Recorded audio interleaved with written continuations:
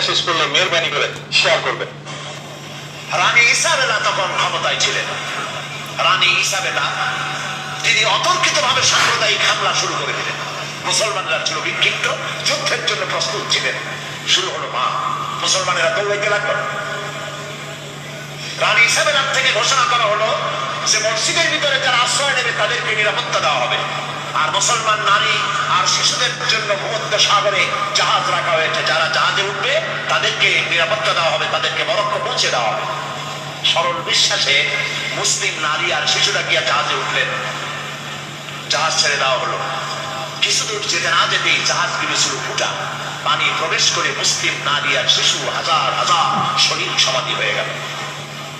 40,000 মুসলমান ঢুকেছিল কর্ণবার মসজিদে। বাইরের থেকে তারা বন্ধ করে দেওয়া হলো দরজা, ভিতরে কেরোসিন ঢেলে দিয়ে আগুন জ্বালায় দেওয়া হলো। 40,000 মুসলমান পুড়ে ভস্ম হয়ে গেল। যারা বাইরে ছিল তাদেরকে হত্যা করা হচ্ছিল। পাশেই একটা ছোট্ট নদী, নদীর পাশে গিয়ে দাঁড়ালাম, আমার মুখ ফেটে কান্না আসতে লাগলো। সেই নদী যেখানে মুসলমানদেরকে কেটে কেটে ফালানো হচ্ছিল, মুসলমানদের রক্তে দরিয়া লাল হয়ে গেল। পাশেই ছিল মুসলমানদের রক্তে গড়া লাইব্রেরি, লক্ষ লক্ষ কিতাব, কোরআন, হাদিস, বিজ্ঞান, দর্শন দিয়ে সমৃদ্ধ রিচ লাইব্রেরি। সমস্ত বইপত্র এনে তারা ফেলে দিল নদীর মধ্যে। নদীর স্রোত বন্ধ হয়ে গেল। আমেরিকা, ইউরোপ সভ্যতার দাবিটা, এরা সভ্য। হাজার হাজার বছর পর আজ আবার এই আমেরিকানরা আবার যখন ওই ঘটনার শত শত বছর পরে ইরাক দখল করল, ইরাকে ঢুকেই হাজার বছরের আরব সভ্যতার সব নিদর্শন কিতাবপত্র তারা পোড়াইয়া চুরি করিয়া লুট করে শেষ করে ফেলেছে। এরা কোনো সভ্য জাতি নয়। যেই দিন এই ঘটনা ঘটলো সেদিন ছিল এপ্রিলের 1 তারিখ। আর আমার দেশের মুসলমানেরা কলেজে, বিশ্ববিদ্যালয়ে এপ্রিল ফুল পালন করে।